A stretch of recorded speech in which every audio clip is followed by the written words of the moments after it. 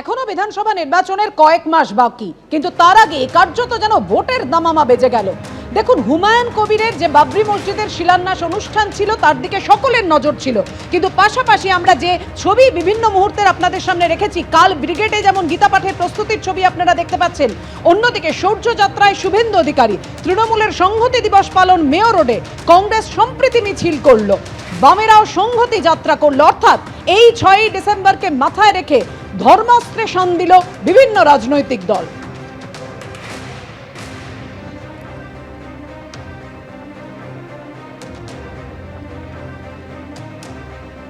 যে সভায় আপনারা এই মুহূর্তের ছবি রেখেছি আপনাদের সামনে, যখন হুমায়ুন কবির এই মিছিল শুরু করেন এবং আপনাদের রাখি সভা শুরু করেন, ঠিক এই সভা অনুষ্ঠানের 1 কিলোমিটার দূরে যেখানে আজকে বাবরি মসজিদের শিলান্যাস হলো, এবং সেখান থেকেই হুমায়ুন কবির বললেন যে সমস্ত রকম বিরোধিতা সত্ত্বেও আজকে বাবরি মসজিদের শিলান্যাস অনুষ্ঠান করলাম।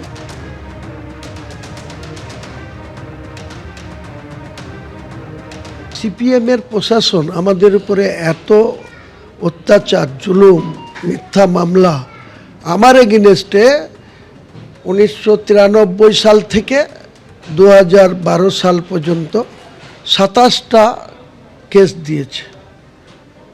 পুরো কেস আমি জুডিশিয়ালের কাছ থেকে ক্লিন চিট পেয়ে গেছি। তাহলে এখান থেকে প্রমাণিত হয় যে আমি কোনো ক্রিমিনাল অ্যাক্টিভিটির সঙ্গে যুক্ত নই বা আমি কোনো অন্যায়ের সঙ্গে যুক্ত নই। তো আমি উপরওয়ালাই ভরসা করি এবং আমি মানুষের সঙ্গে থাকি, মানুষের জন্য আমি পলিটিক্স করি। মানুষ আমার কাছে সকাল সন্ধ্যা দিনভর আমার কাছে যে কোনো প্রয়োজনে, আমি এখানকার এমএলএ না, আমি এখানকার প্রথম এমএলএ ছিলাম। এই সিট যখন ডিমিলিশনের সিট হয় এই রেজিনগর, তখন আমি প্রথম এমএলএ। তা 4 লাখ তো হবেই, কম করে 4 লাখ মানুষ এসছে। আমার রেফারেন্স ছিল, আমার ধারণা ছিল 2 লাখ লোক আসবে, কিন্তু আরও 50,000 লোক বাড়ত। উত্তর 24 পরগনা, দক্ষিণ 24 পরগনা, হাওড়া, হুগলি প্রশাসনের একটা অংশ অনেক চমকিছে। অনেক লোককে তারা বলেছে যে বাস ভাড়া করেছে, কোথায় যাবি? মুর্শিদাবাদ। কিসের জন্য? বাবরি মসজিদের। তো প্রশাসন তাদেরকে বসিয়ে রেখেছে। আমার এখানে হরিয়ারপাড়া একটা ছেলে আশিক ইকবাল, সে শুধু ফেসবুকে বলেছিল বা ভিডিও করে বলেছিল যে হরিয়ারপাড়া থেকে হাজার হাজার লোককে বেলডাঙ্গার এই বাবরি মসজিদের ভিত্তি স্থাপনে যেতে হবে। তাকে কাল সকালবেলায় উঠিয়ে নিয়ে গিয়ে, এখানে যে অরূপ রায় ডিউটি করতে এসছে, ওর পুলিশ তাকে উঠিয়ে নিয়ে গিয়ে সকালবেলায় ছেড়ে দেওয়ার কথা ছিল, এখনও ছাড়েনি। তার বউ আমাকে কান্নাকাটি করছে। এই পুলিশের এই যে আচরণ, আমরা যখন প্রোগ্রাম করছি, পুলিশ আমাদের সঙ্গে কাল সন্ধ্যা থেকে অনেক কোঅপারেশন করেছে, অনেক সহযোগিতা করেছে। তার মধ্যে যখন এত লোক হয়ে গেল, যখন গোটা রাস্তা ট্রাফিক জ্যাম হয়ে গেল, বহরমপুর থেকে একদম বেলডাঙ্গা বা মরাদিঘির মোড়, আর ওদিকে নদিয়ার নাকাশিপাড়া থেকে দেবগ্রাম, পলাশি, টোটাল NH-34, তো এরা জামাল লাগিয়ে দিল, নেট প্রবলেম করে দিল, কেউ কারোর সাথে ফোন পাচ্ছে না। আমি যে অনলাইনে ভিত্তি স্থাপন করব সেটা করতে পারলাম না। উনি বলেছিলেন, পুলিশের এক আধিকারিক আমাকে বলেছিলেন যে যেখানে আমি র্যালি করছি বা মিটিং করছি ওইখানে শিলান্যাস করতে। না, তা কেন করব? আমার নিজস্ব ট্রাস্টির জায়গায় আমি শিলান্যাস করব, তার জন্য জায়গা প্রস্তুত ছিল। তবে ওখান থেকেই সৌদি আরবের পবিত্র মক্কার লোকদের দিয়ে আমি নিজে ওখানেই করিয়েছি, তাতে অসুবিধা কী আছে? পশ্চিমবঙ্গে একটা নতুন ট্রেন্ড দেখা যাচ্ছে, একদিকে শুভেন্দু অধিকারী আর একদিকে হুমায়ুন কবির। দুজনের বক্তব্য মোটামুটি এক। একজন বলছেন সনাতন ধর্ম এবং যারা আমাদের ভোট দেয় না তাদের জন্য আমরা কিছু করব না, অর্থাৎ তিনি বলছেন হিন্দু ধর্মকে আলাদা হয়ে যেতে বলছেন। আর উল্টো দিকে হুমায়ুন কবির বলছেন মুসলমানদের যে তোমরা যেখানে আছো মুসলমানদেরকে নির্বাচিত করে মুসলমানদের জন্য করো। সাম্প্রদায়িক রাজনীতি, সেই রাজনীতির কি জায়গা পশ্চিমবঙ্গে আছে? পশ্চিমবঙ্গের মানুষ তারা কোনোদিন কি এই রকম রাজনীতি আগে করেছে না সামনের দিনে করবে। আমি তীব্রভাবে নিন্দা করছি এই দুজনেরই সাম্প্রদায়িক রাজনীতি, ধর্ম নিয়ে রাজনীতি এবং সামনের দিনে শুধু ভোটের জন্যে সমাজকে বিভাজনের রাজনীতি। এটা আমি নিন্দা করছি। 8টা ছবি আপনাদের সামনে রাখবো, যার মধ্যে অবশ্যই আজকে সকাল থেকে যেদিকে নজর ছিল রেজিনগরে মরাদিঘির মাঠ থেকে আজ বাবরি মসজিদের শিলান্যাস করলেন ভরতপুরের বিধায়ক হুমায়ুন কবির।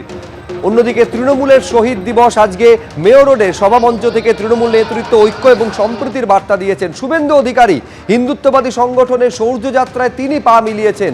বামেদের সংহতি যাত্রা যেটা পার্ক সার্কাস থেকে শুরু হয়েছে সেই ছবি আপনারা দেখতে পাচ্ছেন। কংগ্রেসও আজকে পথে নেমেছিল, ধর্মতলা থেকে শোভাবাজার পর্যন্ত সম্প্রীতি মিছিল করে তারা। মতুয়াগড়ে পরিবর্তন সংকল্প যাত্রা বিজেপি রাজ্য সভাপতির নেতৃত্বে করে বিজেপি।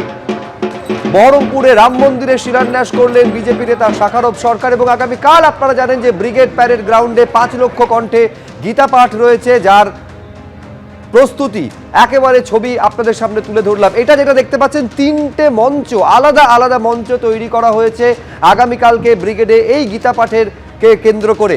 আয়োজক সনাতন সংস্কৃতি সংসদ। আমন্ত্রণ জানানো হয়েছে রাজ্যের মুখ্যমন্ত্রীকেও।